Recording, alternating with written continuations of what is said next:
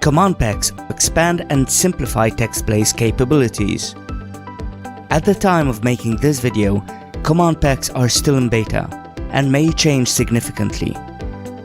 To use command packs, click on this icon. Here you can see the available command packs. For instance, this one adds a number of commands for inserting random content such as random numbers or text. It contains 3 commands, and here you can see their descriptions, how they work, and what they do. Let's activate this pack and see how it works. I want to randomize the greeting in my email to make it less repetitive. For this, I can use the random text command from the command pack I just activated. First, let's eliminate the standard greeting. Next, I click on the random text command and fill in as many options as I need. This is what the snippet looks like.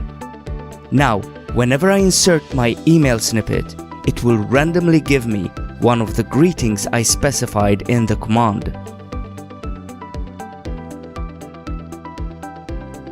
Try out the new command packs in your dashboard. Let us know what you think and tell us what new commands you'd like us to add.